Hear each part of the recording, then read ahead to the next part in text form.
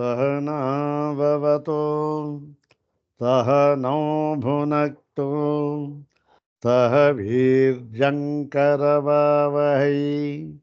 तेजस्विनावधीतमस्तु मा विद्विषावहै। ॐ शान्ति शान्ति शान्तिः।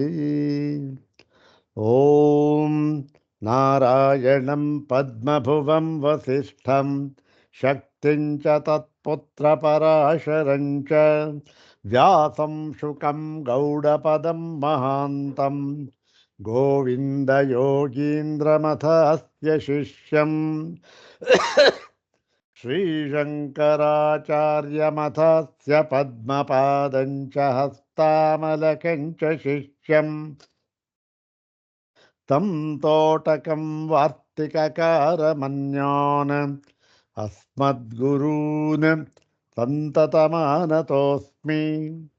शङ्करं शङ्कराचार्यं केशवं बादरायणं सूत्रभाष्यकृतौ वन्दे भगवन्तौ पुनः पुनः।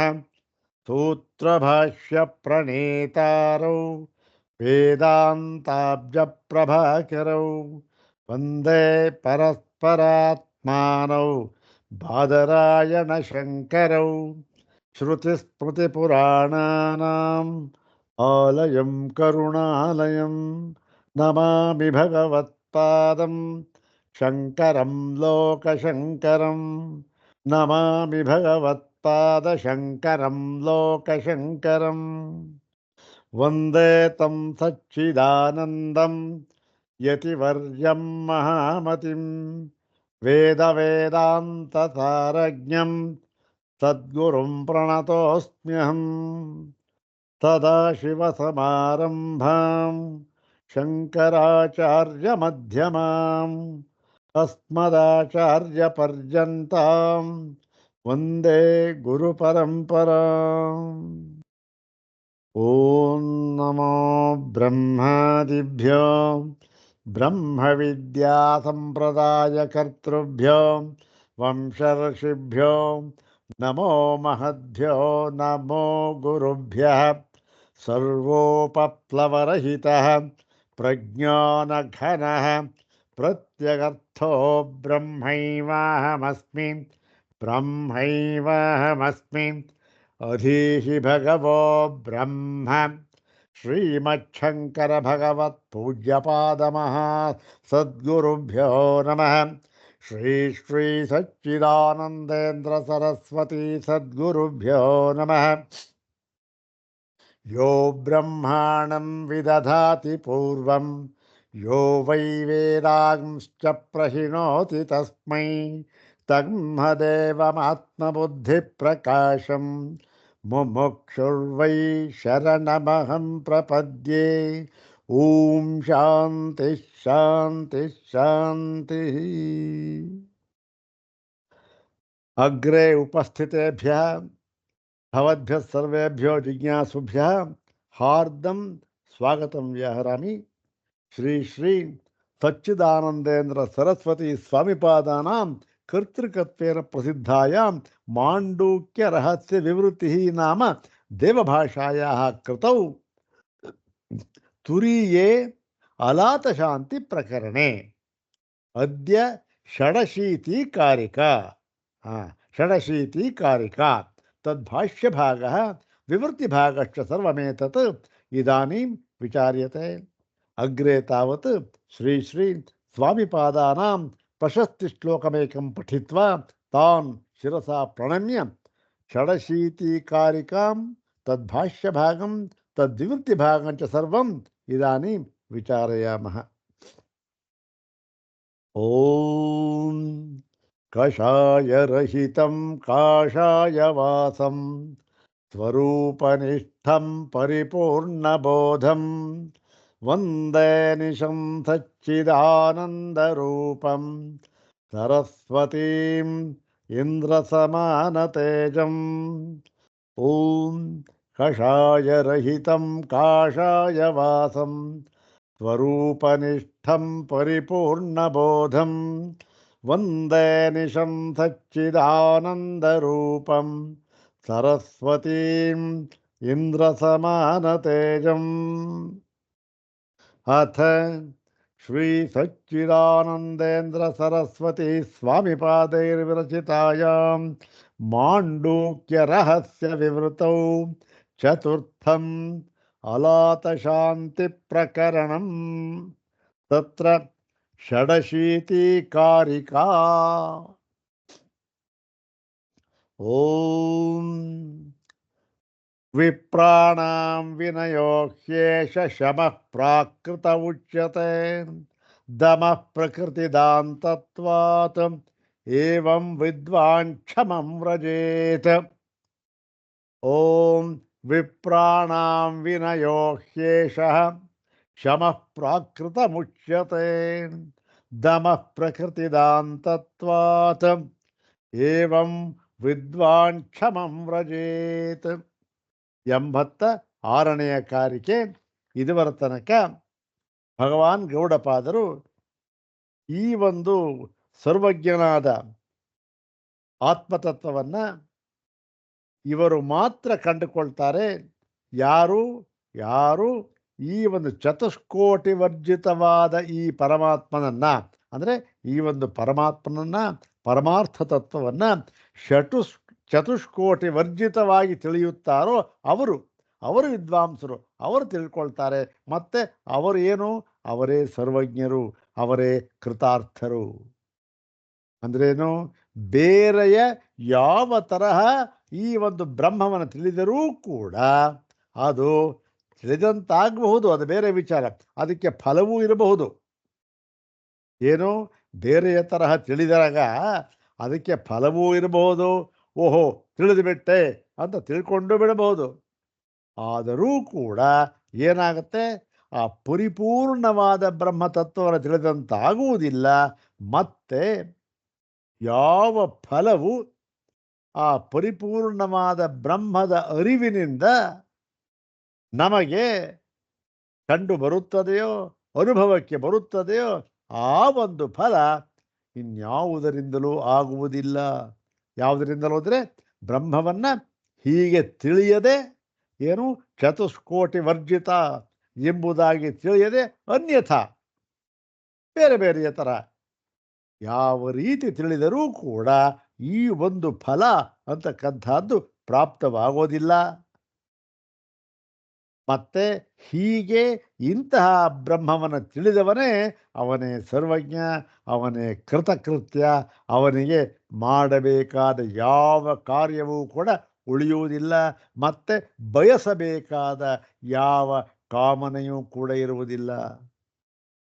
ಯಾಕೆ, ಇವನು ಆಪ್ತ ಕಾಮ, ಎಲ್ಲವನ್ನೂ ಕೂಡ ಪಡೆದುಕೊಂಡು ಬಿಟ್ಟಿದ್ದಾನೆ. ಎಲ್ಲವನ್ನೂ ಪಡೆದುಕೊಂಡು ಬಿಟ್ಟಿದ್ದಾರೆ ಅಂದರೆ ಏನು, ಎಲ್ಲ ಕಾಮಗಳು ಬೇಕಾದಷ್ಟಿದೆ, ಅದನ್ನೆಲ್ಲ ಪಡ್ಕೊಂಡು ಬಿಟ್ಟಿದ್ದಾನೆ ಅಂತ ಅರ್ಥವೇ ಅಲ್ಲ. ಏನಾಗಿದೆ, ಕಾಮ ಎಂಬತಕ್ಕಂತಹ ಬ್ರಹ್ಮವನ್ನು ಬಿಟ್ಟಿರತಕ್ಕಂತಹ ದ್ವಿತೀಯ ತತ್ವವೇ ಇಲ್ಲ. ಮತ್ತೇನು, ಎಲ್ಲವೂ ಕೂಡ ಬ್ರಹ್ಮವೇ ಅಂತ ಹೇಳಿ ಬ್ರಹ್ಮಕ್ಕಿಂತ ಭಿನ್ನವಾದ ಯಾವುದೂ ಇಲ್ಲ ಎಂದು ತಿಳಿದವನಿಗೆ ಯಾವ ಕಾಮ, ಯಾವ ಬಯಕೆ, ಯಾವ ಒಂದು ಮಾಡಬೇಕಾದ ಒಂದು ಕೃತ್ಯ, ಯಾವ ಕೃತ್ಯವೂ ಇಲ್ಲ, ಯಾವ ಕಾಮವೂ ಇಲ್ಲ. ಮತ್ತು ಈ ಒಂದು ಜ್ಞಾನವನ್ನು ಪಡೆದುಕೊಂಡ ಅಂತ ಆದರೆ ಇನ್ನು ಮುಂದೆ ತಿಳಿದುಕೊಳ್ಳಬೇಕಾದಂಥ ಇನ್ನೊಂದು ಜ್ಞಾನ ಅಂತ ಇರೋದಿಲ್ಲ. ಮತ್ತು ಅಷ್ಟೇ ಅಲ್ಲ, ಈ ತರಹ ಜ್ಞಾನವೂ ಕೂಡ ಏನು, ಈ ಚತುಷ್ಕೋಟಿ ವರ್ಜಿತಂ ಬ್ರಹ್ಮ ಎಂಬುದಾಗಿ ತಿಳ್ಕೊಂಡಲ್ಲ, ಆ ಜ್ಞಾನವೂ ಕೂಡ ಈ ಬ್ರಹ್ಮವನ್ನು ತಿಳಿದುಕೊಂಡ ಮೇಲೆ ಅದೂ ಕೂಡ ಬಿಟ್ಟು ಹೋಗುತ್ತದೆ, ಅದೂ ಕೂಡ ಪ್ರಯೋಜನಕ್ಕೆ ಬರೋದಿಲ್ಲ. ಹೀಗೆ ಅದಕ್ಕೋಸ್ಕರ ಭಗವದ್ಗೀತೆಯಲ್ಲಿ ಭಗವಂತ ಹೇಳಿದ್ದಾನೆ, ಇದು ಯಾವುದಿದು, ಅಂತ್ಯಂ ಪ್ರಮಾಣಂ. ಇದು ಅಂತ್ಯ ಏನು, ತಿಳಿಸಿಕೊಟ್ಟು ಬಿಟ್ಟು, ಬ್ರಹ್ಮವನ್ನು ತಿಳಿಸಿಕೊಟ್ಟು ಬಿಟ್ಟು ಅದರ ಫಲವನ್ನು ಪಡೆದ ಆಮೇಲಿಂದ ಏನಾಗುತ್ತೆ, ಇದೂ ಕೂಡ ಏನಾಗುತ್ತೆ, ಬೇರೆಯಾಗಿ ಉಳಿಯುವುದಿಲ್ಲ. ಈ ಜ್ಞಾನವೂ ಕೂಡ ಬೇರೆಯಾಗಿ ಉಳಿಯುವುದಿಲ್ಲ. ಇದೂ ಕೂಡ ಒಂದಾಗಿ ಬಿಡುತ್ತದೆ. ಇದಕ್ಕೂ ಕೂಡ ಅಸ್ತಿತ್ವ ಅಂತಕ್ಕಂಥದ್ದು ಇರೋದಿಲ್ಲ. ಎಲ್ಲಿಯವರೆಗೆ ಅಸ್ತಿತ್ವ? ಈ ಒಂದು ಬ್ರಹ್ಮಜ್ಞಾನಕ್ಕೆ, ಬ್ರಹ್ಮವನ್ನು ತಿಳಿಯುವವರೆಗೆ ಮಾತ್ರ ಅಸ್ತಿತ್ವ ಇದಕ್ಕೆ. ಆಮೇಲಿಂದ ಬ್ರಹ್ಮವೂ ಇಲ್ಲ, ಜ್ಞಾನವೂ ಇಲ್ಲ, ಇರತಕ್ಕಂಥ ಒಂದೇ ಒಂದು ತತ್ವ, ಏಕಮೇವಾದ್ವಿತೀಯವಾದ ತತ್ವ. ನೋಡಿ, ಎಂಥ ಒಂದು ಉತ್ಕೃಷ್ಟವಾದ ಒಂದು ಉಪನಿಷತ್ ತತ್ವವನ್ನು ಹೇಳ್ತಾ ಇದ್ದಾರೆ ಭಗವಾನ್ ಗೌಡಪಾದರು. ಇದು ಅದ್ವೈತ ಅಂತಕ್ಕಂಥದ್ದು. ಇದನ್ನ ಉಪನಿಷತ್ತಿನಲ್ಲಿ ಹೇಳಿರ್ತಕ್ಕಂಥದ್ದು. ಇನ್ನು ಮುಂದೆ ಹೇಳ್ತಾ ಇದ್ದಾರೆ, ಈ ಒಂದು ತತ್ವವನ್ನು ತಿಳಿದವನು, ಏನು ಬ್ರಹ್ಮವನ್ನು ಹೀಗೆ ಅಂತ ತಿಳಿದವನು ಕೃತಕೃತ್ಯ ಅಂದರು, ಸರ್ವಜ್ಞ ಅಂತಂತಂದ್ರು. ಅವನಿಗೆ ಏನು, ಅವನು ಯಾರವನು? ಹಾಗಾದರೆ ಬ್ರಹ್ಮಜ್ಞಾನವಾಯಿತು. ಬ್ರಹ್ಮಜ್ಞಾನವಾದ ಮೇಲೆ ಅವನು ಮಾಡಬೇಕಾದ ಯಾವುದೂ ಇಲ್ಲ ಅಂತಂದ ಮೇಲೆ ಅವನು ಹಾಗಾದ್ರೆ ಶಮ ದಮ ತಿತಿಕ್ಷಾ ಉಪರತಿ ಇವೆಲ್ಲ ಮಾಡಬೇಕಾದ್ದಿಲ್ವಾ? ಮಾಡಬೇಕಲ್ಲ. ಅದು ಮಾಡದೇ ಇದ್ದರೆ ಹೇಗೆ ಅದು ಅಂತಂದರೆ, ಈ ಶಮ ದಮ ತಿತಿಕ್ಷಾ ಅಂತಕ್ಕಂಥ ಸಾಧನಗಳಿದೆಯಲ್ಲ, ಅದನ್ನು ಇವನು ಮಾಡಬೇಕಾಗಿಲ್ಲ. ಮತ್ತೇನು, ಅದು ಸ್ವಾಭಾವಿಕ, ಅದು ವಿಧಿ ಅಂತ ಆಗೋದೇ ಇಲ್ಲ ಇವನಿಗೆ. ಅದು ವಿಧಿ ಅಂತ ಆಗೋದು ಯಾರಿಗೆ? ಅಜ್ಞಾನಿಗಳಿಗೆ. ಇವನಿಗಾದರೂ ಅದು ವಿಧಿ ಅಂತ ಆಗೋದೇ ಇಲ್ಲ.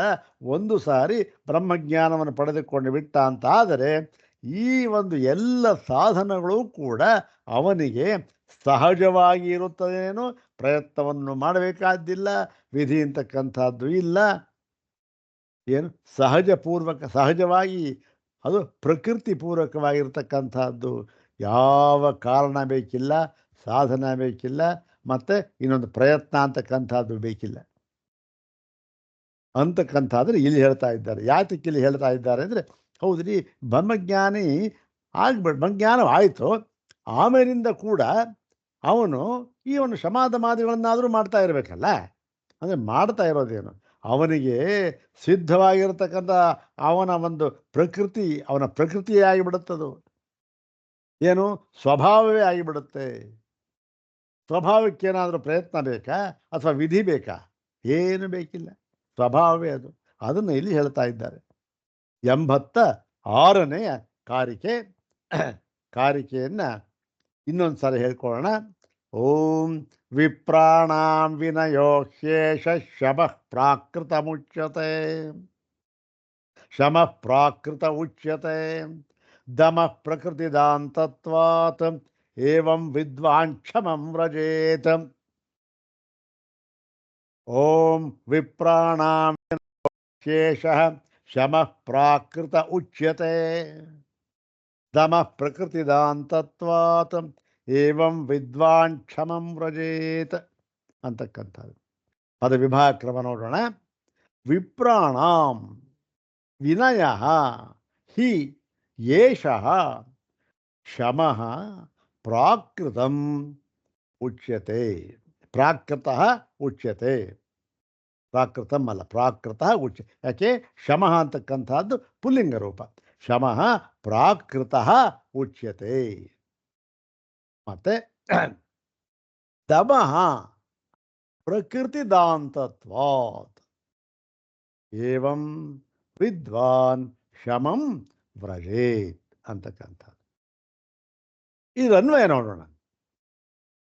ಈ ಒಂದು ಗುಣಗಳು ಸ್ವಭಾವಜನ್ಯವಾಗಿ ಬಂದಿರತಕ್ಕಂಥ ಗುಣ ಏನಿರುತ್ತಲ್ಲ, ಅದು ಅದನ್ನು ಪಡೆದುಕೊಂಡವನು, ಅವನಿಗೆ ಒಂದು ಹೆಸರು ಕೊಟ್ಟಿದ್ದಾರೆ. ಏನವನು? ವಿಪ್ರ ಅಂತಕ್ಕಂಥದ್ದು. ವಿಪ್ರ ಅಂದ್ರೆ ನಾವು ತಿಳಿದಿರತಕ್ಕಂಥದ್ದು ಈ ಒಂದು ತ್ರಿವರ್ಗಕ್ಕೆ ಸೇರಿದವನು, ಅದರಲ್ಲಿ ಮೊದಲನೆಯವನು ವಿಪ್ರ ಅಂತ ನಾವು ತಿಳ್ಕೊಂಡಿರ್ತಕ್ಕಂಥದ್ದು. ಆದರೆ ಇಲ್ಲಿ ಹೇಳ್ತಾರೆ ವಿಪ್ರ ಅಂತಂದ್ರೆ ಏನು ಅಂತಕ್ಕಂಥದ್ದು ಹೇಳ್ತಾರೆ. ವಿಪ್ರ ಬ್ರಾಹ್ಮಣ ಅಂತಂದರೆ ಏನರ್ಥ ಅಂತಕ್ಕಂಥದ್ದನ್ನು ಇಲ್ಲಿ ಹೇಳ್ತಾ ಇದ್ದಾರೆ. ಏನು? ವಿಪ್ರಾಣಾಂ ಏಷ ಹಿ ಪ್ರಾಕೃತಃ ವಿನಯ. ವಿಪ್ರರಿಗೆ ಅಂದರೆ ಯಾರು?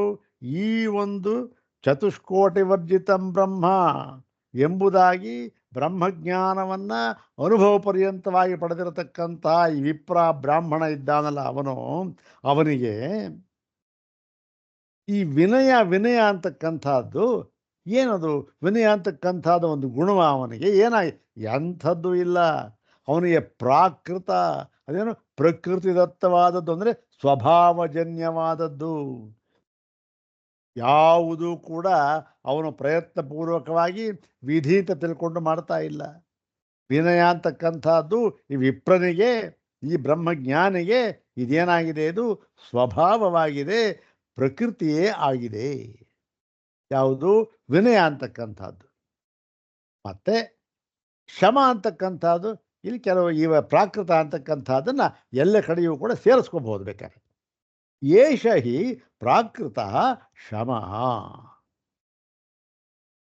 ಈ ಶಮ ಅಂತಕ್ಕಂಥದ್ದು ಕೂಡ ಇವನಿಗೆ ಸ್ವಭಾವಜನ್ಯವಾದದ್ದು. ಮತ್ತೆ ಪ್ರಕೃತಿ ದಾಂತತ್ವ, ದಾಂತ ಅಂತಕ್ಕಂಥದ್ದು, ದಮನ ಅಂತಕ್ಕಂಥದ್ದು ಇದು ಪ್ರಕೃತಿಯೇ, ಸ್ವಭಾವವೇ. ಅಂದ್ರೇನು? ಅವನು ಯಾವುದನ್ನು ಮಾಡ್ತಾ ಇಲ್ಲ, ಯಾವುದನ್ನು ಬಯಸ್ತಾ ಇಲ್ಲ, ಯಾವ ಪ್ರಯತ್ನವನ್ನು ಮಾಡ್ತಾ ಇಲ್ಲ. ಸ್ವಭಾವಜನ್ಯವಾಗಿ ಬಂದಿರತಕ್ಕಂಥ ಇವೆಲ್ಲವೂ ಕೂಡ ವಿನಯ, ಶಮ, ದಮ ಅಂತಕ್ಕಂಥದ್ದು. ಇದಕ್ಕೆ ದಮ ಅಂತ ಹೇಳ್ತಾರೆ. ಯಾರು? ವಿಪ್ರನೆ. ದಮ ಯಾವುದದು? ಅದು ಪ್ರಕೃತಿ ದಾಂತತ್ವ, ಅದು ಸ್ವಭಾವಜನ್ಯವಾದ ಗುಣ. ಅದಕ್ಕೆ ಯಾವ ಪ್ರಯತ್ನ ಬೇಕಿಲ್ಲ, ಏನು ಬೇಕಿಲ್ಲ. ಹೀಗೆ ವಿನಯ, ಶಮ ಮತ್ತು ದಮ ಮತ್ತು ಇನ್ನು ಮುಂದಿನ ಎಲ್ಲ ಸಾಧನಗಳು ಕೂಡ ಇವನಿಗೆ ಸ್ವಭಾವವಾಗಿ ಬಿಟ್ಟಿದೆ. ಏನದು? ಅಂದರೆ ಇದಕ್ಕೆ ಯಾವ ಪ್ರಯತ್ನವಾಗಿರಬೇಕಿಲ್ಲ. ಇದು ಇವನಿಗೆ ವಿಧಿವಾಕ್ಯವಲ್ಲ. ಏನು? ಬ್ರಾಹ್ಮಣನಾದವನು ಅವನೇನು ಬೇಕು? ಅವನು ಶಮಪೂರ್ವಕವಾಗಿರಬೇಕು, ಇರಬೇಕು.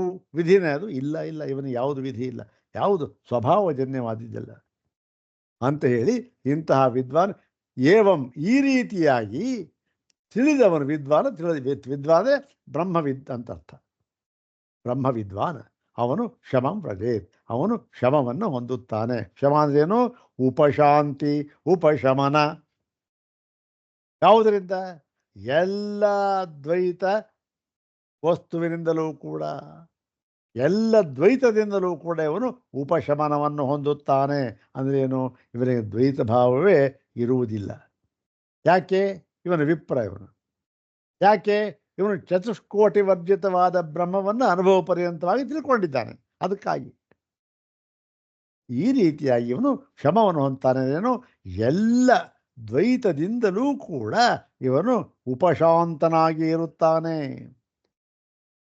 ಯಾವ ಅದರ ಒಂದು ಸೋಂಕು ಕೂಡ ಇವನಿಗೆ ಇರೋದಿಲ್ಲ ಅಂತ ಹೇಳಿ, ಇದು ವಿಪ್ರದ ಲಕ್ಷಣ, ಇದು ಬ್ರಾಹ್ಮಣದ ಲಕ್ಷಣ ಅಂತಕ್ಕಂಥದ್ದು. ಭಗವದ್ಗೀತೆಯಲ್ಲಿ ಇದನ್ನೇ ಹೇಳಿದ್ದಾರೆ. ಹೌದಾನೆ? ಶಮೋದಮಸ್ತಪಶೌಚಂ ಶಾಂತಿರಾರ್ಜವಮೇವ ಚ ಜ್ಞಾನಂ ವಿಜ್ಞಾನಮಾಸ್ತಿಕ್ಯಂ ಬ್ರಹ್ಮಕರ್ಮ. ಆಮೇಲಿಂದ ನೋಡಿ, ಬ್ರಹ್ಮಕರ್ಮ ಸ್ವಭಾವಜಂ. ಆ ಸ್ವಭಾವಜಂ ಅಂತಕ್ಕಂಥದ್ದು ಬಹಳ ಮುಖ್ಯವಾದ ಒಂದು ಪದ. ಅದು ಭಗವದ್ಗೀತೆ ಇಲ್ಲೂ ಅದನ್ನೇ ಹೇಳ್ತಾ ಇರ್ತಕ್ಕ. ಇಲ್ಲಿ ಆ ಸ್ವಭಾವಜ ಅಂತ ಹೇಳಿದ್ದಾರೆ, ಇಲ್ಲಿ ಪ್ರಾಕೃತ ಅಂತ ಹೇಳಿದ್ದಾರೆ. ಅಷ್ಟೇ ವ್ಯತ್ಯಾಸ. ಎರಡು ಒಂದೇ ಪರ್ಯಾಯ ಪದಗಳು ಅಲ್ಲಿ. ಮತ್ತೆ ಈ ಒಂದು ಎಲ್ಲಿ ಮಹಾಭಾರತದಲ್ಲೂ ಕೂಡ ಇದನ್ನು ಹೇಳಿದ್ದಾರೆ. ಆಚಾರ್ಯರು ಇದನ್ನ ಈ ಒಂದು ಭಗವದ್ಗೀತಾ ಭಾಷೆಯಲ್ಲಿ ಉದ್ಧಾರ ಮಾಡಿದ್ದಾರೆ ಈ ವಾಕ್ಯನ. ಯಾರು ಬ್ರಾಹ್ಮಣ? ಬ್ರಾಹ್ಮಣ ಅಂತಂದ್ರೆ ಏನು? ಅವನಿಗೆ ಯಾವುದು ಆಸ್ತಿ? ಯಾವುದು ಅವನಿಗೆ? ಬ್ರಾಹ್ಮಣನಿಗೆ ಆಸ್ತಿ ಅಂತಕ್ಕಂಥದ್ದು ಮನೆ, ಮಠ, ಹೇರಳವಾದ ದುಡ್ಡು, ದನ, ಕರು ಇವಲ್ಲ, ಭೂಮಿಯಲ್ಲ, ಮತ್ತು ಇನ್ಯಾವುದು ಅವನ ಆಸ್ತಿ ಅಂತಂದರೆ ಅದಕ್ಕೆ ಹೇಳ್ತಾರೆ ಆಚಾರ್ಯರು. ಆ ಒಂದು ಮಹಾಭಾರತದ ಒಂದು ವಾಕ್ಯವನ್ನು ಉದ್ಧಾರ ಮಾಡಿ ಹೇಳ್ತಾರೆ. ಎಲ್ಲಿ ಅದು ಅಂದರೆ 6ನೇ ಅಧ್ಯಾಯ 3ನೇ ಶ್ಲೋಕ. ಇದು ಎಷ್ಟು ಇದಾಗಿ ಬಂದ್ಬಿಟ್ಟಿದೆ ಅಂದರೆ ಮರೆಯೋಕ್ಕೆ ಸಾಧ್ಯನೇ ಇಲ್ಲ. 6 ವೃಕ್ಷೋರ್ಮುನೇರ್ಯೋಗಂ ಕರ್ಮ ಕಾರಣ ಮುಚ್ಯತೆ ಯೋಗಾರೂಢಸ್ಯ ತಸ್ಯೈವ ಶಮಃ ಕಾರಣ ಮುಚ್ಯತೆ. ಅದಕ್ಕೆ ಭಾಷ್ಯವನ್ನು ಬರೀತಾ ಈ ಒಂದು ವಾಕ್ಯ ಬರೆದಿದ್ದಾರೆ ಆಚಾರ್ಯರು. ಏನು ಇಲ್ಲೂ ಕೂಡ ಏನು ಹೇಳಿದ್ದಾರೆ? ನೈತಾದೃಶಂ ಬ್ರಾಹ್ಮಣಸ್ಯಾಸ್ತಿ ವಿತ್ತಂ ಯಥೈಕತಾ ಸಮತಾ ಸತ್ಯತಾವ ಶೀಲಂ ಸ್ಥಿತಿ ದಂಡನಿಧಾನ ಮಾರ್ಜವಂ ತತಸ್ತತಶ್ಚೋಪರಮಃ ಕ್ರಿಯಾಭ್ಯ. ಇದು ಕೂಡ ಆ ಬ್ರಾಹ್ಮಣನ ಲಕ್ಷಣ. ಇದು ಅಂದರೆ ಇಲ್ಲಿ ಬ್ರಾಹ್ಮಣ ಅಂತಂದರೆ ಇವನು ಲಕ್ಷಣ ಅಂತಂದರೆ ಇಲ್ಲಿ ಆರೂಢ ಅಲ್ಲ, ಇವನು ಆರು ರುಕ್ಷು, ಅದು ಅಷ್ಟೆ. ಇವನಿನ್ನೂ ಆರೂಢನಾಗಿಲ್ಲ, ಆರು ರುಕ್ಷು. ಇಲ್ಲಿ ಗಮನಿಸಬೇಕಾದ ಅಂಶ ಏನು? ಆರು ರುಕ್ಷುವೇ ಈ ಥರ ಇರಬೇಕಾದ್ರೆ ಇನ್ನು ಆರೂಢನಾಗಿಬಿಟ್ರೆ ಓಹೋ, ಅವನಿಗೆ ಇದೆಲ್ಲ ಎಲ್ಲಿ ಬಂತು? ಆರು ರುಕ್ಷುಗೇ ಇಲ್ಲ ಅಂದ್ರೆ ಏನು? ಆರೋಢುಂ ಇಚ್ಛು, ಆರು ರುಕ್ಷು ಅವನಿಗೆ ಇಲ್ಲ ಅಂದಮೇಲೆ ಅವನ ಆರೂಢ ಸ್ಥಿತಿ ಹೋದ ಮೇಲಿಂದ, ಆರೂಢನಾದ ಮೇಲಿಂದ ಅವನಿಗೆ ಎಲ್ಲಿರುತ್ತೆ? ಇಲ್ಲೇ ಇರೋದಿಲ್ಲ. ಇದು ನೈತಾದೃಶಂ ಬ್ರಾಹ್ಮಣಸ್ಯಾಸ್ತಿ ವಿತ್ತಂ ಯಥೈಕತಾ ಸಮತಾ ಸತ್ಯತಾವ ಶೀಲಂ ಸ್ಥಿತಿರ್ದಂಡ ನಿಧಾನ ಮಾರ್ಜವಂ ತತಸ್ತತಶ್ಚೋಪರಮಃ ಕ್ರಿಯಾಭ್ಯ. ಇದಕ್ಕಿಂತ ಹೆಚ್ಚಿನ ಆಸ್ತಿ ಸಂಪತ್ತು ಅಂತಕ್ಕಂಥದ್ದು ಬ್ರಾಹ್ಮಣನಿಗೆ ಇಲ್ಲ ಅಂತ ಇದು ಹೇಳಿದ್ದಾರೆ. ಇರಲಿ, ಇದರ ಒಂದು ಕಾರಿಕೆಯ ಅರ್ಥ ಆಯಿತು. ಈಗ ಭಾಷ್ಯವನ್ನು ನೋಡೋಣ. 344ನೇ ಭಾಷ್ಯಭಾಗ. ವಿಪ್ರಾಣಾಂ ಬ್ರಾಹ್ಮಣಾನಾಂ ವಿನಯೋ ವಿನೀತತ್ವಂ ಸ್ವಾಭಾವಿಕಂ ಯದೇತತ್ ಆತ್ಮಸ್ವರೂಪೇಣ ಅವಸ್ಥಾನಂ ಏಷಃ ವಿನಯ. ನೋಡಿ, ಇಲ್ಲಿ ಆಚಾರ್ಯರು ವಿನಯ ಅಂತ ಹೇಳೋದಕ್ಕೆ ಏನು ಅರ್ಥ ಮಾಡಿದ್ದಾರೆ? ನಾವು ವಿನಯ ಅಂತಂದ್ರೆ ಏನು? ವಿನೀತ ಸ್ವಭಾವ ಅಂತ ನಾವು ಅರ್ಥ ಮಾಡ್ತೇವೆ, ಗೊತ್ತಾನೆ. ಲೌಕಿಕವಾಗಿ ಏನು? ತಲೆ ತಗ್ಗಿಸ್ಕೊಂಡು ನಡೆಯೋದು. ಏನಯ್ಯ, ತಲೆ ಎತ್ಕೊಂಡು ನಡಿಬೇಡ, ತಲೆ ತಗ್ಗಿಸ್ಕೊಂಡು ನಡಿ ಅಂತ ಹೇಳ್ತಾರೆ. ಅದೇನು? ಅತ್ಯಂತ ವಿನಯಪೂರ್ವಕವಾಗಿ ನಡೆದುಕೋ ಅಂತಂತ ಅದು ಅರ್ಥ. ಆದರೆ ಇಲ್ಲಿ ನೋಡಿ, ಆಚಾರ್ಯ ಹೇಳಿರತಕ್ಕಂಥ ಅರ್ಥ ಏನು ಅಂದರೆ ವಿಪ್ರಾಣಾಂ ಬ್ರಾಹ್ಮಣಾನಾಂ ಅಂದರೆ ವಿಪ್ರರಿಗೆ, ಬ್ರಾಹ್ಮಣರುಗಳಿಗೆ. ವಿಪ್ರ ಅಂತಂದ್ರೆ ಏನು? ಇಲ್ಲಿ ಈ ವಿಪ್ರ ಅಂತ ಅನ್ನೋದಕ್ಕೆ ವಿಗ್ರಹ ಮಾಡೋದೇ ಆದರೆ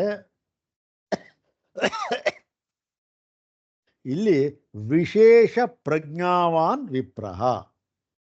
ವಿಶೇಷ ಪ್ರಜ್ಞಾವಾನ್ ಅಂದರೆ ವಿಶೇಷವಾದ ಪ್ರಜ್ಞೆಯುಳ್ಳವನು, ಅವನಿಗೆ ವಿಪ್ರ ಅಂತ ಹೆಸರಾಯಿತು. ವಿಶೇಷವಾದ ಪ್ರಜ್ಞೆ ಯಾವುದು? ಅದೇ ಬ್ರಹ್ಮನ ಯಥಾವತ್ತಾದ ಸ್ಥಿತಿಯ ಪ್ರಜ್ಞೆ, ಅದು ವಿಶೇಷವಾದ ಪ್ರಜ್ಞೆ. ಸಾಮಾನ್ಯವಾದ ಪ್ರಜ್ಞೆ ಹಾಗಲ್ಲ. ವಿಶೇಷವಾದ ಪ್ರಜ್ಞೆ ಚತುಷ್ಕೋಟಿ ವರ್ಜಿತಂ ಬ್ರಹ್ಮ. ಸಾಮಾನ್ಯ ಪ್ರಜ್ಞೆ ಏನು? ಇಲ್ಲ ರೀ, ಬ್ರಹ್ಮ ಹೀಗಿದ್ದಾನೆ, ಅವನಿಗೆ 4 ಚತುರ್ಭುಜ, ಅವನ ಪ್ರಪಂಚವನ್ನ ಸೃಷ್ಟಿ ಮಾಡ್ತಾನೆ, ಅವನ ಕರ್ತೃ, ಅವನ ಭೋಕ್ತೃ, ಹೀಗೆ ಏನೇನೋ ನಾವು ಮಾಡ್ಕೊಂಡ್ರೆ ಅದೆಲ್ಲ ಏನು ಯಥಾವತ್ತಾದ ಒಂದು ಲಕ್ಷಣ ಅಲ್ಲ. ಹೀಗೆ ವಿಶೇಷ ಅಂದರೆ ಯಥಾವತ್ತಾಗಿರ್ತಕ್ಕಂಥದ್ದು. ಯಥಾವತ್ತಂದರೆ ಚತುಷ್ಕೋಟಿ ವರ್ಜಿತವಾದ ಇಲ್ಲಿರತಕ್ಕಂಥದ್ದು ಅದು. ಬ್ರಾಹ್ಮಣ ಅಂತಂದರೆ ಇಲ್ಲಿ ಬ್ರಹ್ಮಜ್ಞಾನಿ, ಬ್ರಹ್ಮಣ ತಿಳಿದವನು ಅಂತ.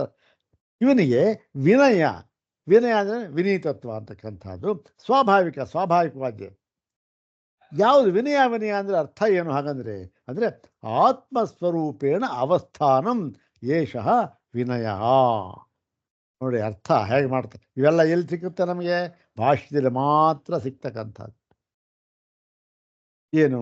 ತನ್ನ ಸ್ವರೂಪದಲ್ಲಿ ನೆಲೆ ನಿಲ್ಲುವಿಕೆ ಎನ್ನುವುದನ್ನು ನಾವು ಇಲ್ಲಿ ವಿನಯವೆಂದು ಹೇಳುತ್ತೇವೆ. ಆಚಾರ್ಯ ಹೇಳ್ತಕ್ಕಂಥ ಮಾತು ಏನು? ತನ್ನ ಸ್ವರೂಪದಲ್ಲಿ ನೆಲೆ ನಿಲ್ಲುವುದು. ತನ್ನ ಸ್ವರೂಪದಲ್ಲಿ ಅಂತೇನು? ಮೋಕ್ಷ ಸ್ವರೂಪದಲ್ಲಿ. ಆತ್ಮನ್ಯವಸ್ಥಾನಂ ಮೋಕ್ಷ. ತೈತ್ರೀಯದಲ್ಲಿ ಸುಮಾರು ಕಡೆ ಬಂದಿರತಕ್ಕಂಥ ವಾಕ್ಯ ಇದು. ಆತ್ಮನ್ಯವಸ್ಥಾನಂ ಮೋಕ್ಷ, ಸ್ವಾತ್ಮನ್ಯವಸ್ಥಾನಂ ಮೋಕ್ಷ, ಸ್ವಾತ್ಮನೇ ಅವಸ್ಥಾನಂ ಮೋಕ್ಷ ಅಂತ ಇಲ್ಲೂ ಅದನ್ನೇ ಹೇಳಿರ್ತಕ್ಕಂಥದ್ದು. ಆತ್ಮಸ್ವರೂಪೇಣ ಅವಸ್ಥಾನಂ ಏಷ, ಇದಕ್ಕೆ ವಿನಯ ಅಂತ ಹೆಸರು. ಮತ್ತೆ ಶಮೋಪಿ ಏಷ ಏವ ಪ್ರಾಕೃತಃ ಸ್ವಾಭಾವಿಕಃ ಅಕೃತಕಃ ಉಚ್ಯತೆ. ಇದು ಸ್ವಾಭಾವಿಕ ಆಯಿತು. ಯಾವುದು? ವಿನಯ. ಯಾರಿಗೆ ನೋಡಿ, ಯಾವಾಗ ಬ್ರಹ್ಮಜ್ಞಾನಿ ಆಗಿಬಿಟ್ಟ ಅಂದರೆ ಅವನಿಗೇನು ಆ ಬ್ರಹ್ಮಜ್ಞಾನ ಅಂತಕ್ಕಂಥದ್ದು ಸ್ವಾಭಾವಿಕ ಅಂತ ಹೇಳಿದ್ರು. ಇಲ್ಲಿ ಎಷ್ಟು ಅರ್ಥ ಮಾಡ್ಬೋದು ಇದಕ್ಕೆ ಅಂದರೆ, ಸ್ವಾಭಾವಿಕ ಅಂತ ಹೇಳಿದ್ದರಿಂದ ಬ್ರಹ್ಮಜ್ಞಾನ, ಒಂದು ಸರಿ ಬ್ರಹ್ಮಜ್ಞಾನ ಆಯಿತು, ಈಗ ನಮಗೆಲ್ಲ ಬ್ರಹ್ಮಜ್ಞಾನ ಆಗೋಯ್ತು ಅಂತ ಇಟ್ಕೊಂಬೋಣ. ಆಮೇಲೆ ಏನು ಮಾಡ್ಬೇಕು ನಾವು? ನಾವು ಅದನ್ನೇ ಜಪ ಮಾಡಬೇಕು. ಓಹೋ, ನಾನೀಗ ಬ್ರಹ್ಮಜ್ಞಾನಿ, ನಾನೀಗ ಬ್ರಹ್ಮಜ್ಞಾನಿ, ನಾನು ಈ ಥರ ಇರಬಾರ್ದು, ಎಲ್ಲವನ್ನೂ ಬ್ರಹ್ಮವನ್ನು ತಿಳಿದುಕೊಳ್ಳಬೇಕು ಅಂತ ಈ ಥರ ಯೋಚನೆ ಮಾಡ್ತಾ ಇರಬೇಕು, ಶ್ರಮವನ್ನು ರೂಢಿಸ್ಕೋಬೇಕು. ಏನೂ ಅಲ್ಲ, ಏನು ಮಾಡಬೇಕಾದ್ರೆ ಒಂದು ಸಲ ಜ್ಞಾನವಾಯಿತು ಅಂದರೆ ಮಾಡಬೇಕಾದಂಥದ್ದು ಯಾವುದೂ ಇಲ್ಲ. ಅದಕ್ಕೆ ಹೆಸರಾಯಿತು ಸ್ವಾಭಾವಿಕ. ಸ್ವಾಭಾವಿಕ ಅಂತ ಅದಕ್ಕೆ ಹೇಳಿದ್ರು ಸ್ವಾಭಾವಿಕ ಅಂತ. ಅಂದರೆ ಏನು? ಬೇರೆಯವರು ಹೇಳ್ತಾರಲ್ಲ, ಪ್ರಸಂಖ್ಯಾನವಾದಿಗಳು ಪ್ರಸಂಖ್ಯಾನ ಮಾಡಬೇಕು ಅಂತಾರೆ, ಇನ್ನು ಕೆಲವು ಅಭ್ಯಾಸ ಮಾಡಬೇಕು ಅಂತಾರೆ, ಇನ್ನು ಕೆಲವರು ಸಾಧನೆ ಮಾಡಬೇಕು ಅಂತಾರೆ. ಯಾವಾಗ? ಬ್ರಹ್ಮಜ್ಞಾನವಾದ ಮೇಲೂ ಕೂಡ ಏನೇನೋ ಹೇಳ್ತಾರೆ. ಯಾವುದೂ ಇಲ್ಲ. ಸ್ವಾಭಾವಿಕ ಅಂತ ಒಂದೇ ಮಾತ್ರ. ಅಂದ್ರೇನು? ಯಾವುದೂ ಬೇಕಿಲ್ಲ. ಒಂದು ಸರಿ ಜ್ಞಾನವಾಯಿತು ಮುಗಿದೈತಲ್ಲಿ. ಮತ್ತು ಶಮೋಪಿ ಏಷ ಏವ ಪ್ರಾಕೃತಃ ಸ್ವಾಭಾವಿಕ ಅಕೃತಕಃ ಉಚಿತ. ಇನ್ನು ಶಮ ಕೂಡ ಶಮ ಅಂತಂದ್ರೆ ಏನು? ಎಲ್ಲ ಒಳಗಿನ ಅಂತರಿಂದ್ರಿಯಗಳನ್ನು ನಿಯಂತ್ರಣದಲ್ಲಿ ಇಟ್ಟುಕೊಳ್ತಕ್ಕಂಥದ್ದು ಶಮ ಅಂತಕ್ಕಂಥ. ದಮ ಅಂದರೆ ಈ ಬಾಹ್ಯೇಂದ್ರಿಯಗಳನ್ನು ಅವನ ನಿಯಂತ್ರಣದಲ್ಲಿ ಇಟ್ಟುಕೊಳ್ತಕ್ಕಂಥದ್ದು ಇರಲಿ. ಈ ಶಮ ಅಂತಕ್ಕಂಥದ್ದು ಏನು? ಅದು ಕೂಡ ಸ್ವಾಭಾವಿಕ, ಏನಿಲ್ಲ. ಹೌದಾನ? ಹಾಗೆ ಅದೇನಿಲ್ಲ ಅಂದರೆ ಪ್ರಯತ್ನ ಯಾವುದನ್ನು ಮಾಡಬೇಕಾದ್ದಿಲ್ಲ. ಅಕೃತಕ ಉಚ್ಯತೆ. ಕೃತಕ ಅಂದರೆ ಮಾಡಬೇಕಾ, ಅಕೃತಕ ಏನು ಮಾಡಬೇಕಾದ್ದಿಲ್ಲ. ದಮೋಪಿ ಏಷಯವ, ದಮವೂ ಕೂಡ ಇದೆ, ಇಷ್ಟೇ. ಅದಕ್ಕೂ ಕೂಡ ಯಾವ ಪ್ರಯತ್ನವಾಗಲು ಏನು ಬೇಕಿಲ್ಲ, ಅದು ಸ್ವಾಭಾವಿಕ. ಅದಕ್ಕೊಂದು ಕಾರಣ, ಪ್ರಕೃತಿ ದಾಂತತ್ವಾತ್ ಸ್ವಭಾವತ ಏವಚ ಉಪಶಾಂತ ರೂಪತ್ವಾತ್ ಬ್ರಹ್ಮ. ನೋಡಿ, ಇಲ್ಲ ಉಪಶಾಂತ ರೂಪತ್ವಾತ್. ಇದು ಈ ದಾಂತ ದಮನ ಅಂತಕ್ಕಂಥದ್ದು ಪ್ರಕೃತಿಯಾಗಿರೋದ್ರ ಸ್ವಭಾವವಾಗಿರುವುದರಿಂದ, ಈ ಸ್ವಭಾವದಿಂದಲೇ ಇವನಿಗೆ ಉಪಶಾಂತ ರೂಪತ್ವಾದ ಬ್ರಹ್ಮ. ಈ ಬ್ರಹ್ಮಜ್ಞಾನ ಇದ್ದಾನಲ್ಲ, ಈ ಬ್ರಹ್ಮ ಇದೆಯಲ್ಲ, ಬ್ರಹ್ಮವೂ ಕೂಡ ಉಪಶಾಂತ ರೂಪ. ಉಪಶಾಂತೋಯಮಾತ್ಮ ಇದೆಯಲ್ಲ. ಮತ್ತೆ ಬ್ರಹ್ಮವನ್ನು ತಿಳಿದವನು ಕೂಡ ಅವನು ಉಪಶಾಂತನೇ. ಏವಂ ಯಥೋಕ್ತಂ ಸ್ವಭಾವ ಉಪಶಾಂತಂ ಬ್ರಹ್ಮ ವಿದ್ವಾನ್. ಹೀಗೆ ಸ್ವಭಾವದಿಂದಲೇ ಉಪಶಾಂತವಾಗಿರತಕ್ಕಂಥ, ಎಲ್ಲ ದ್ವೈತವೂ ಕೂಡ ಉಪಶಾಂತವಾಗಿರತಕ್ಕಂಥ ಈ ಬ್ರಹ್ಮವನ್ನು ತಿಳಿದವನು ಏನಾಗುತ್ತೆ? ಶಮಂ ಉಪಶಾಂತಿಂ ಸ್ವಾಭಾವಿಕೀಂ ಬ್ರಹ್ಮಸ್ವರೂಪ ಮುರಿದ. ಇವನು ಶಮ ಅಂದರೆ ಎಲ್ಲದನ್ನು ಉಪಶಾಂತಿ, ಎಲ್ಲ ಹಿಂದಕ್ಕೆ ಕೆಳ್ಕೊಂಡ್ಬಿಟ್ಟಿದ್ದಾರೆ ಎಲ್ಲ ದ್ವೈತ ವಸ್ತುವಿಂದ. ಅದೇನು ಸ್ವಾಭಾವಿಕವಾಗಿರ್ತಕ್ಕ, ಇದು ಅವನಿಗೆ ಸ್ವರೂಪ, ನಿಜವಾಗಿ ಅವನ ಸ್ವರೂಪವೇ ಅದು, ಏನು ಮಾಡಬೇಕಾದಿಲ್ಲ. ಆದರೆ ಏನು ಅಜ್ಞಾನ ನಮಗೆ ಗೊತ್ತಾಗಿಲ್ಲ ಸ್ವಾಮಿ, ನನ್ನ ಸ್ವರೂಪವೇ ಇದು, ಏಕವೈವ ದ್ವಿತೀಯವಾದ ಪರಬ್ರಹ್ಮ ಸ್ವರೂಪ. ಆದರೂ ಕೂಡ ಏನಾಗಿದೆ, ಸ್ವಾಭಾವಿಕ ನನಗೆ, ಆದರೂ ಕೂಡ ಗೊತ್ತಾಗಿಲ್ಲ. ಗೊತ್ತಾಯಿತು ಈಗ. ಇಂಥ ಗೊತ್ತಾದ್ಮೇನು ಬ್ರಹ್ಮಸ್ವರೂಪ ಮೃದೇ, ಅವನ ಬ್ರಹ್ಮಸ್ವರೂಪವನ್ನೇ ಪಡೀತಾನೆ ಅಂಥೇಳಿ, ಅವನ ಬ್ರಹ್ಮಸ್ವರೂಪೇಣ ಅವತಿಷ್ಠತೆ ಇತ್ಯರ್ಥ. ಬ್ರಹ್ಮಸ್ವರೂಪದಲ್ಲಿ ನೆಲೆ ನಿಲ್ಲುತ್ತಾನೆ ಅಂತ. ಈಗ ಶಮಾದೀನಾಮಪಿ ವಿದುಷೋ ಅಕರ್ತವ್ಯತ. ವಿದ್ವಾನ್ ಅಂದರೆ ಬ್ರಹ್ಮಜ್ಞಾನ ಆಯ್ತವನಿಗೆ ಆದಮೇಲೂ ಕೂಡ ಶಮದಮಾದಿಗಳನ್ನು ಮಾಡಬೇಕಲ್ಲ ಸ್ವಾಮಿ. ಇದರ ಎಲ್ಲೆಲ್ಲ ಹೋಗ್ಬಿಡುತ್ತೆ, ಮನಸ್ಸೆಲ್ಲ ಹೋಗ್ಬಿಡುತ್ತೆ, ಏನೋ ಹೇಳ್ತಾರಲ್ಲ ಇವ, ಅದ್ಯಾವುದೂ ಇಲ್ಲ. ಯಾಕೆ ಅಂದರೆ ವಿವೃತಿ ಭಾಗವನ್ನು ನೋಡೋಣ. ನಾನು ತಸ್ಮಾದೇವಂ ವಿಕ್ಷಾಂತೋ ದಾಂತ ಉಪರತಃ ತಿತಿಕ್ಷು ಶ್ರದ್ಧಾ ವಿತ್ತೋ ಭೂತ್ವ ಆತ್ಮನ್ಯೇವಾತ್ಮಾನಂ ಪಶ್ಯೇತ್ ಅಂತ ಇದೆ ನೋಡಿ. ಇಲ್ಲಿ ಒಂದು ಸ್ವಾಮಿಪಾದರು ಈ ಬೃಹದಾರಣ್ಯಕ ಮಾಧ್ಯಂದಿನ ಪಾಠವನ್ನು ಹಾಕಿದ್ದಾರೆ. ಯಾತಕ್ಕೆ ಮಾಧ್ಯಂದಿನ ಪಾಠವನ್ನು ಹಾಕಿದ್ರು, ಕಾಣ್ವ ಪಾಠವನ್ನು ಯಾತಕ್ಕೆ ಹಾಕಲಿಲ್ಲ ಅಂತಂದರೆ, ಮಾಧ್ಯಂದಿನ ಪಾಠದಲ್ಲಿ ಈ ಒಂದು ಶಮ ದಮ ಉಪರತಿ ಇವೆಲ್ಲ ಇದೆಯಲ್ಲ, ಅವನ್ನೆಲ್ಲ ಕೂಡ ಶ್ರದ್ಧಾವಿತ್ತೋ ಸಮಾಹಿತರಾಗಿತ್ತು ಇವೆಲ್ಲ ಇದೆಯಲ್ಲ, ಅದನ್ನು ಪಶ್ಯೇತ್, ಅದನ್ನೆಲ್ಲ ಉಪಶಾಂತನ ಮಾಡಿಕೊಂಡು ಬ್ರಹ್ಮವನ್ನು ತನ್ನನ್ನು, ಅಂದರೆ ಬ್ರಹ್ಮವನ್ನು ತನ್ನನ್ನು ತಾನು ಕಂಡುಕೊಳ್ಳಬೇಕು ಅಂತ ಪಶ್ಯೇತ್ ಅಂತ ಹೇಳಿ ವಿಧಿಪೂರ್ವಕವಾಗಿ ಹೇಳಿಬಿಟ್ಟಿದ್ದಾರೆ. ಎಲ್ಲಿ? ಮಾಧ್ಯಂದಿನ ಪಾಠದಲ್ಲಿ. ಆದರೆ ಕಾಣ್ಮ ಪಾಠದಲ್ಲಿ ಇದೇ ಹೇಳಿದ್ದಾರೆ. ಆದರೂ ಕೂಡ ಅಲ್ಲಿ ವಿಧಿಪೂರ್ವಕವಾಗಿ ಹೇಳಿಲ್ಲ, ವರ್ತಮಾನದಲ್ಲಿ ಹೇಳಿದ್ದಾರೆ. ಇಲ್ಲಿ ವಿಧಿಪೂರ್ವಕವಾಗಿ ಹೇಳಿದ್ರಿಂದ ಇಲ್ಲಿ ಇದನ್ನು ತಗೊಂಡಿದ್ದಾರೆ. ಏನ್ರಿ, ಉಪನಿಷತ್ತಿನಲ್ಲಿ ಇದನ್ನೆಲ್ಲ ವಿಧಿ ಅಂತ ಹೇಳಿದ್ದಾರಲ್ಲಪ್ಪ ಅಂತ ಹೇಳಿ, ಇತಿ ಶ್ರುತ್ಯವಗತಸ್ಯ ಶಮಾದೇಹೇ ಏತಜ್ಞಾನಮಿತಿ ಪ್ರೋಕ್ತಂ ಅಜ್ಞಾನಂ ಯದತೋನ್ಯಥ ಅಂತ ಗೀತೆಯಲ್ಲಿ ಹೇಳಿದ್ದಾರಲ್ಲ. ಇದಕ್ಕೆ ಅನುಗುಣವಾಗಿ ಸ್ಮೃತಿ, ಇದಕ್ಕೆ ತಕ್ಕ ಹಾಗೆ ಇದು ಶ್ರುತಿ ಆಯಿತು, ಇದು ಸ್ಮೃತಿ ಆಯಿತು. ಇದಕ್ಕೆ ಸ್ಮೃತ್ಯವಗತಸ್ಯ, ಶ್ರುತಿಯಿಂದಲೂ ಮತ್ತು ಸ್ಮೃತಿಯಿಂದಲೂ ತಿಳಿದು ಬರ್ತಾ ಇರತಕ್ಕಂತಹ ಅಮಾನಿತ್ವಾದೇಹೇ ಅವಶ್ಯ ಕರ್ತವ್ಯತ್ವಾತ್ ತದರ್ಥಂ ಈಹ ಸ್ಯಾತ್. ಈಹ ಸ್ಯಾತ್ ವಿದುಷೋಪಿ ವಿದ್ವಾ, ಅವನ ಬ್ರಹ್ಮಜ್ಞಾನವಾಯಿತು. ಆದರೂ ಕೂಡ ಶ್ರುತಿಯಲ್ಲೂ ಕೂಡ ವಿಧಿಯನ್ನು ಹೇಳಿದೆ. ಯಾವುದನ್ನ? ಈ ಒಂದು ಶಮಾದಮ ಮತ್ತು ಸಮಾಹಿತನಾಗೋದು ಇವೆಲ್ಲ ಸ್ಮೃತಿಯಲ್ಲೂ ಹೇಳಿದೆ. ಆದ್ದರಿಂದ ಅವನಿಗೆ ಆ ಬುದ್ಧಿ ಬರ್ಬೋದು. ವಿಧಿಯನ್ನು ಹೇಳಿ, ವಿಧಿಪೂರ್ವಕವಾಗಿ ಹೇಳಿದ್ದೆ, ನಾನು ಇದನ್ನು ವಿಧಿಪೂರ್ವಕವಾಗಿ ಆಚರಿಸಬೇಕಾ ಅಂತ ಒಂದು ಸಂದೇಹ ಬರಬಹುದು. ಅದಕ್ಕಾಗಿ ಅನ್ಯಥಾ ಯಥೇಷ್ಟ ಚೇಷ್ಟಾಪತ್ತಿ ರೀತಿ ಚೇತ್, ಹಾಗೆ ಮಾಡದೇ ಇದ್ರೇನು? ಶಮಾದಮ ಇಲ್ಲದೇ ಇದ್ದರೆ ಏನಾಗುತ್ತೆ? ಏನೇನೋ ಮಾಡ್ತಾ ಇರ್ತಾನಷ್ಟೇ. ಅವನು ಹೇಗೆ ಏನು ಬೇಕೋ ಮಾಡ್ಬೋದು, ಇಚ್ಛಾ ಏನು ಬೇಕೋ ಮಾಡ್ಬೋದು, ಏನು ಬೇಕಾದ್ರೂ ಮಾಡ್ಬೋದು. ಯಾಕೆ? ಶಮಾದಮ ಇರೋದಿಲ್ಲ ಅವನಿಗೆ. ಆದ್ದರಿಂದ ಶಮಾದಮ ಇರಲೇಬೇಕು. ಅದನ್ನು ಹೇಳಿದ್ದಾನೆ ನೋಡಿ, ಶ್ರುತಿಯಲ್ಲೂ ಹೇಳಿದ್ದಾರೆ, ಸ್ಮೃತಿಯಲ್ಲೂ ಹೇಳಿದ್ದಾರೆ. ಯಾವಾಗ? ಬ್ರಹ್ಮಜ್ಞಾನವಾದ ಮೇಲೂ ಕೂಡ. ಯಾತಕ್ಕೆ? ಯಥೇಷ್ಟವಾಗಿ ಹೋಗದೇ ಇರಲಿ ಅವನು ಅಂತ ಹೇಳ್ತಾರೆ ನೋಡಿ. ಇದು ಅರ್ಥವೇ ಇಲ್ಲದ ಮಾತು ಅಂತ ಹೇಳಿ ಅದಕ್ಕೆ ಹೇಳ್ತಾರೆ. ನೈವಂ, ಇಲ್ಲ, ಅದು ಆ ಥರ ಅಲ್ಲ. ಯತಃ ವಿಪ್ರಾಣಾಂ ಬ್ರಾಹ್ಮಣಾನಾಂ ಬ್ರಹ್ಮವಿದಾಂ ವಿನಯ ವಿನೀತತ್ವಂ ಸ್ವಾಭಾವಿಕಂ ಯದೇತತ್ ಆತ್ಮಸ್ವರೂಪೇಣ ಅವಸ್ಥಾನಂ ಏಷ ಹಿ ವಿನಯ. ಈ ವಿಪ್ರರಿಗೆ ಇದು ಭಾಷ್ಯವಾಕ್ಯನ ಹಾಕಿಬಿಟ್ಟಿದ್ದಾರೆ. ಯಾಕೆ? ಅದಕ್ಕೆ ಸುಲಭ, ಅದಕ್ಕೆ ವ್ಯಾಖ್ಯಾನದ ಅವಶ್ಯಕತೆಯೇ ಇಲ್ಲ. ವಿಪ್ರರಿಗೆ, ಬ್ರಾಹ್ಮಣರಿಗೆ, ಆ ಬ್ರಹ್ಮವಿದರಿಗೆ ಈ ವಿನಯ ಅಂತ ಇದೆಯಲ್ಲ, ವಿನೀತತ್ವ ಅಂತಕ್ಕಂಥದ್ದು ಇದು ಸ್ವಾಭಾವಿಕವಾದದ್ದು. ವಿನಯ ಅಂದರೆ ಏನು ಅಂತಂದರೆ ಸ್ವರೂಪದಲ್ಲಿ ನೆಲೆನಿಲ್ಲುವಿಕೆ, ತನ್ನ ಸ್ವರೂಪದಲ್ಲಿ ನೆಲೆನಿಲ್ಲುವಿಕೆ, ಇದು ವಿನಯ. ಇದು ಅವರಿಗೆ ಸ್ವಾಭಾವಿಕವಾಗಿದೆ. ಶಮೋಪಿ ಏಷ ಏವ ಪ್ರಾಕೃತಃ ಸ್ವಾಭಾವಿಕ ಅಕೃತಕಃ ಉಚ. ಈ ಶಮನೂ ಅಷ್ಟೆ, ಇದೂ ಕೂಡ ಪ್ರಾಕೃತವೇ, ಸ್ವಾಭಾವಿಕವೇ, ಅಕೃತಕಃ ಅಂದರೆ ಮಾಡಿ ಪಡೆಯಬೇಕಾದದ್ದಲ್ಲ, ಏನೋ ಸಾಧನೆ ಮಾಡಬೇಕಾದದ್ದಲ್ಲ. ದಮೋಪಿ ಏಷ ಏವ ಪ್ರಕೃತಿ ದಾಂತತ್ವಾತ್ ಸ್ವಭಾವತೇವ ಚ ಉಪಶಾಂತರೂಪತ್ವಾತ್ ಬ್ರಹ್ಮಣ.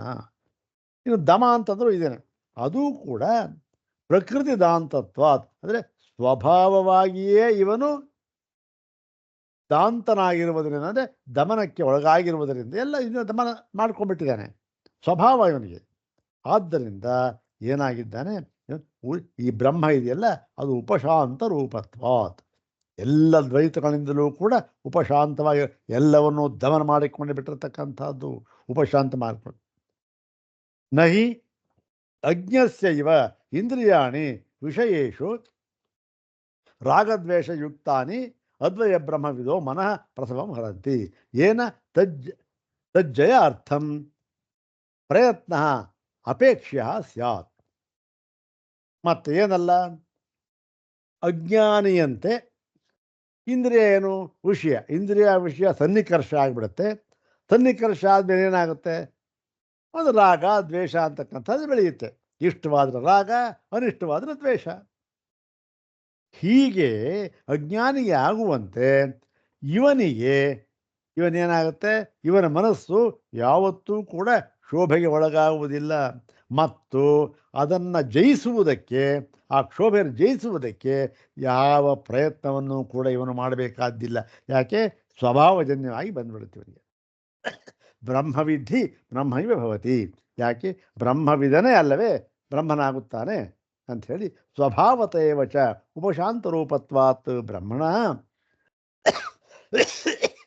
ಕುತಃ ಶಮದಮಾರಿ ಸಂಪಾದನೆ ಯತ್ನ ಕಾಂಕ್ಷಿತವ್ಯ ಸ್ಯಾದಿತಿ. ಇನ್ನು ಈ ಶಮ ದಮ ಎಲ್ಲ ಕೂಡ ಸ್ವಭಾವದಿಂದಲೇ ಪ್ರಕೃತಿಯಿಂದಲೇ ಸಹಜವಾಗಿಯೇ ಇವನಿಗೆ ಬಂದು ಬಿಟ್ಟಿರುವುದರಿಂದ ಇವನು ಇದಕ್ಕಾಗಿ ಯಾವ ಪ್ರಯತ್ನವನ್ನಾದರೂ ಏಕೆ ಮಾಡಬೇಕು ಅಂತ ಹೇಳಿ ಏವಂ ಯಥೋಕ್ತಂ ಅದ್ವಯಂ ಸ್ವಭಾವೋಪಶಾಂತಂ ಬ್ರಹ್ಮ ವಿದ್ವಾನ್, ಹೀಗೆ ಯಥೋಕ್ತವಾಗಿರತಕ್ಕಂಥ ಚತುಷ್ಕೋಟಿ ವರ್ಜಿತವಾಗಿರತಕ್ಕಂಥ ಅದ್ವಯವಾಗಿರತಕ್ಕಂಥ ಸ್ವಭಾವದಿಂದಲೇ ಉಪಶಾಂತವಾಗಿರತಕ್ಕಂಥ ಬ್ರಹ್ಮವೂ ಅದೇ ಬ್ರಹ್ಮವನ್ನು ತಿಳಿದುಕೊಂಡವನು ಶಮಂ ಉಪಶಾಂತಿಂ ಸ್ವಾಭಾವಿಕೀಂ ಬ್ರಹ್ಮಸ್ವರೂಪಮೇವ ವ್ರಜೇತ್. ಆ ತಿಳಿದುಕೊಂಡವನು ಆ ಶಮಸ್ವರೂಪವೇ ಉಪಶಾಂತಿ ಸ್ವರೂಪವೇ ಸ್ವಾಭಾವಿಕವಾಗಿರ್ತಕ್ಕಂಥ ಇವೆಲ್ಲ ಇರ್ತಕ್ಕಂಥ ಆ ಬ್ರಹ್ಮಸ್ವರೂಪವನ್ನೇ ಇವನು ಪಡೆದುಕೊಂಡು ಬಿಡುತ್ತಾನೆ. ಅವನು ಬ್ರಹ್ಮ, ಇವನು ಬ್ರಹ್ಮಕ್ಕಿಂತ ಬೇರೆ ಅಲ್ಲ.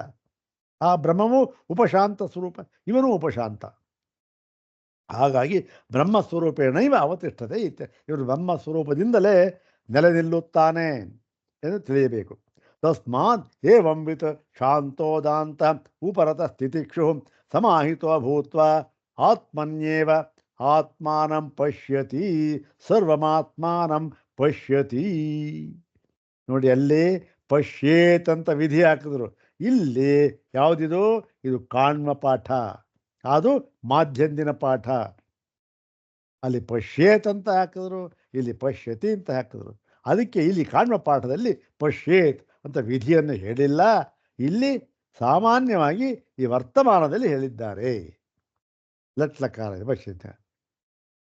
ಅದಕ್ಕೆ ಅದಕ್ಕೋಸ್ಕರ ಅಲ್ಲಿ ಅದನ್ನು ಉದ್ಧಾರ ಮಾಡಿದೆ, ಮಾಧ್ಯಂತರ ಶ್ರುತಿಯನ್ನು ಉದ್ಧಾರ ಮಾಡಿದ ಉದ್ದೇಶವೇ ಅದು. ಯಾಕೆ? ಅಲ್ಲಿ ವಿಧಿಪೂರ್ವಕವಾಗಿ ಹೇಳಿದ್ದಾರಲ್ಲ ಪಶ್ಯೇತ್ ಅಂತ ಆಕ್ಷೇಪಣೆ ಮಾಡ್ತಾನಲ್ಲ, ಅದಕ್ಕೋಸ್ಕರ ಇರಲಿ. ನ ಚ ಯಥೇಷ್ಟ ಚೇಷ್ಟ ಅಪ್ರಸಂಗೋಸ್ತಿ ವಿದುಷಃ, ಯಥೇಷ್ಟ ಚೇಷ್ಟಾ ಪ್ರಸಂಗೋಸ್ತಿ ವಿದುಷಃ. ಇನ್ನು ವಿದ್ವಾಂಸನಿಗೆ ಅವನ ಮನಸ್ಸು ಬಂದ ಹಾಗೆ ಏನು ಬೇಕಾದ್ರೂ ಮಾಡ್ಬೋದು ಕಣ್ರಿ. ಯಾಕೆ? ಅವರು ಶಾಂತನಾಗಿಲ್ಲ, ಅವನು ಶಾಂತನಾಗಿಲ್ಲ, ದಾಂತನಾಗಿಲ್ಲ ಅನ್ನುವ ಪ್ರಸಂಗವೇ ಬರೋದಿಲ್ಲ. ಯಾಕೆ? ಅನಾತ್ಮನಿ ಆತ್ಮಾಭಿಮಾನಸ್ಯ ಪ್ರವರ್ತಕ ಹೇತೋರಭಾವ. ಯಾರಿಗೆ ಬರುತ್ತೆ ಇವೆಲ್ಲ? ಅನಾತ್ಮ ವಸ್ತುವಿನಲ್ಲಿ ತಾನು ಎಂಬತಕ್ಕಂಥ ಆತ್ಮಭಾವದಿಂದ ಅಂದರೆ ಅಭಿಮಾನದಿಂದ ಕೂಡಿರುವನಿಗೆ. ಅನಾತ್ಮದಲ್ಲಿ ಆತ್ಮನ ಅಭಿಮಾನ ಯಾರಿಗಿರುತ್ತೋ ಆತ್ಮಾಭಿಮಾನ ಅವನಿಗೆ ಪ್ರವರ್ತಕ ಅಂತ ಅವನು ಮುಂದುವರಿತಾನೆಲ್ಲ. ಇವನಿಗೆ ಅದಿಲ್ವೇ ಇಲ್ವಲ್ಲ.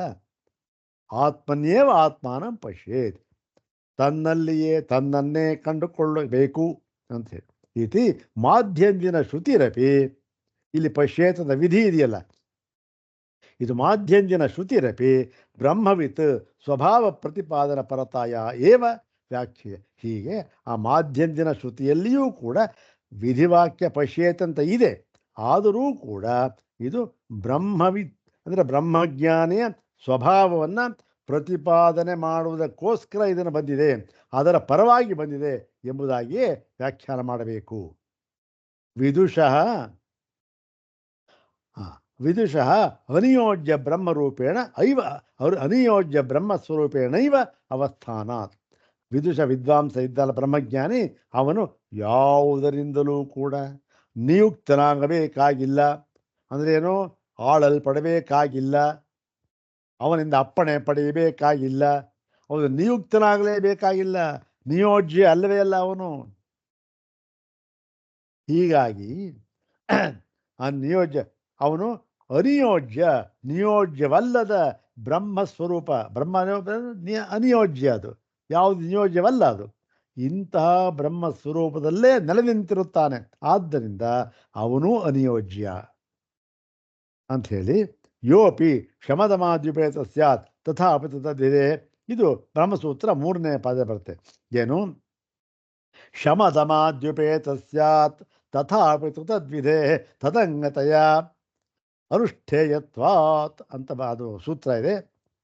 ಆ ಸೂತ್ರವನ್ನು ಉದ್ಧಾರ ಮಾಡಿ ಇತಿ ವಿಧಿ ಅಭ್ಯುಪಗಮ ಸೂತ್ರಕಾರಸ್ಯ ಇದು ಸೂತ್ರಕಾರ ವಿಧಿಯನ್ನು ಹೇಳಿದಾರಲ್ಲ, ಶಮದಮ ದ್ವಿಪೇತ ಸ್ಯಾತ್ ತಥಾಪಿ ತು ತದ್ವಿಧೆ ತದಂಗತೆಯ ತೇಷಾಂ ಅವಶ್ಯಾನುಷ್ಠೇಯತ್ವಾತ್ ಅಂತ ಸೂತ್ರ ಅದು.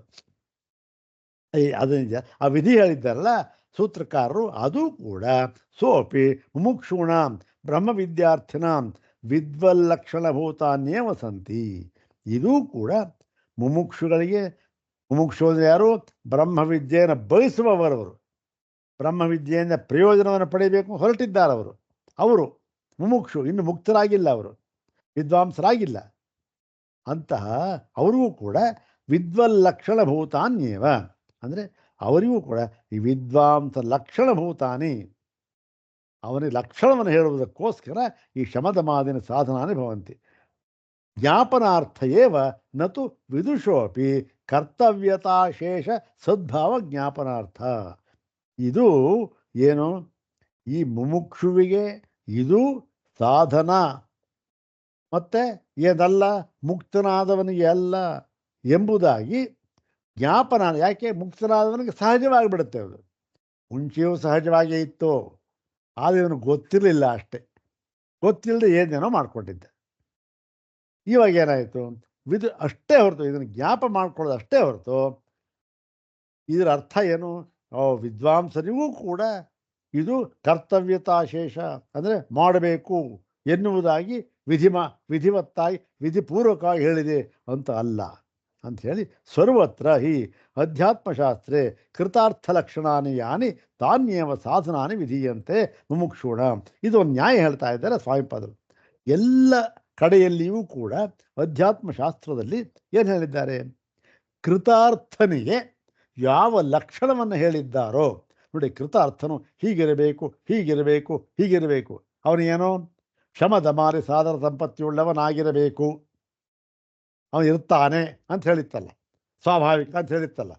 ಅದು ಆ ಕೃತಾರ್ಥ ಲಕ್ಷಣ ಇದೆ, ಅದು ಆ ಸಾಧನ ಇದೆಯಲ್ಲ, ಅದು ಮುಮುಕ್ಷುಗಳಿಗೆ ಅದೇ ಏನಾಗುತ್ತೆ?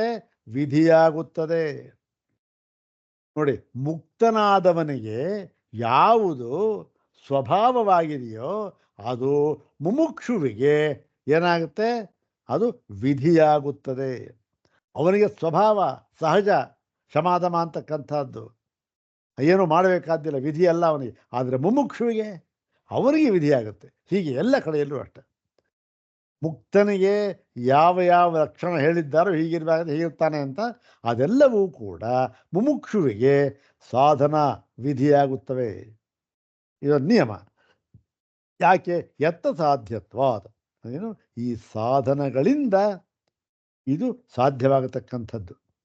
ಅತಃ ತಸ್ಮಾದಿತಿ ಪ್ರಕೃತಿ ವಿದ್ಯಾ ಪ್ರಶಂಸಾ ಪರಿಗ್ರಹಂ ಆಶ್ರಿತ್ಯ ಪಕ್ಷೆ ವಿಧಿಕಲ್ಪನಂ ನ ವಿರುದ್ಧತೆ ಇತಿ ಸರ್ವಂ ಅನವದ್ಯಂ. ಆದ್ದರಿಂದ ಈ ಒಂದು ಪ್ರಕೃತ ವಿದ್ಯಾ ಪ್ರಶಂಸಾ ಪರಿಗ್ರಹ, ಪ್ರಕೃತವಾಗಿರತಕ್ಕಂಥ ವಿದ್ಯೆಯ ಪ್ರಶಂಸೆ, ಆತ್ಮವಿದ್ಯೆಯ ಪ್ರಶಂಸೆ, ಅದನ್ನು ಆ ಒಂದು ಅಂಶವನ್ನು ತೆಗೆದುಕೊಂಡು ಏನಾಗುತ್ತೆ?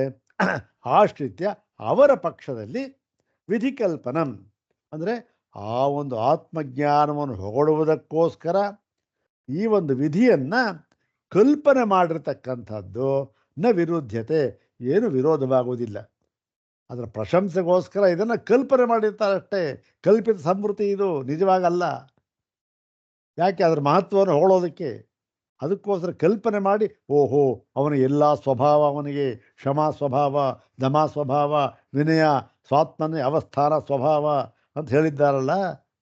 ಯಾತಕ್ಕೆ ಅಂದರೆ ಅದನ್ನು ಹೊಗಳೋದಕ್ಕೋಸ್ಕರ ಹೇಳಿದ್ದಾರೆ ಅಂತ ಹೇಳಿ, ಅದಷ್ಟೇ ಹೊರತು ಹೀಗೆ ಇದರಲ್ಲಿ ಇನ್ನು ಬಾಕಿ ಇದೆಲ್ಲ ನಮಗೆ ಗೊತ್ತಿರತಕ್ಕಂಥ ವಿಚಾರ ಅಂತ ಹೇಳಿ ಇಲ್ಲಿ ಸಂಪನ್ನವಾಗಿದೆ. ಇದು ಈ ಒಂದು ಕಾರಿಕೆಯ ಭಾಷ್ಯ ವಿವೃತ್ತಿ ಸಂಪನ್ನವಾಗಿದೆ. ಇಲ್ಲಿ ನೋಡಿ, ಅತ್ಯಂತ ಸೂಕ್ಷ್ಮವಾದ ಭಾಗ ಹೇಳ್ತಾರೆ. ಈ ಶಮದಮ ಎನ್ನುವುದೂ ಕೂಡ ಆತ್ಮಜ್ಞಾನಿಗೆ ಇದು ವಿಧಿಯಲ್ಲ, ಇದು ಸ್ವಭಾವ, ಅವನು ಸ್ವಾಭಾವಿಕವಾಗಿ ಬರುತ್ತೆ. ಯಾತಕ್ಕೆ ಹೇಳಬೇಕು? ಆತ್ಮಜ್ಞಾನಿ ಏನೂ ಇಲ್ಲ ಅಂದಮೇಲೆ ಅವನು ಯಥೇಷ್ಟ ಚೇಷ್ಟೆ ಆಗ್ಬಿಡ್ತಾನಲ್ಲ, ಏನು ಬೇಕಾದ್ರೂ ಮಾಡೋದು ಅಂತ ಆಗ್ಬಿಡುತ್ತಲ್ಲ. ಏನು ಬೇಕಾದ್ರೂ ಮಾಡ್ತಾನೆ, ಆಗ ಯಾಕೆ ಕ್ಷಮಾದಾನ ಬೇಕು? ಬೇಕು ಸ್ವಾಮಿ, ಆದರೆ ಅವನ ವಿಧಿಯಲ್ಲ, ಅದಕ್ಕೆ ಅವನ ಸ್ವಭಾವ ಅದು. ಬ್ರಹ್ಮಜ್ಞಾನವಾಯಿತು ಅಂದರೆ ಇದವನ ಸ್ವಭಾವವಾಗಿ ಬಿಡುತ್ತದೆ ಅಂತ ಹೇಳಿ, ಇದು ವಿಧಿಯಲ್ಲ, ಶಮದಮವೂ ಕೂಡ ವಿಧಿಯಲ್ಲ ಅಂತ ಹೇಳಿದ್ದಾರೆ. ಮುಂದಿನ ಭಾಗವನ್ನು ನಾಳೆ ನೋಡೋಣ. ಓಂ ಶಾಂತಿ ಶಾಂತಿ ಶಾಂತಿ. ಓಂ ತತ್ಸತ್.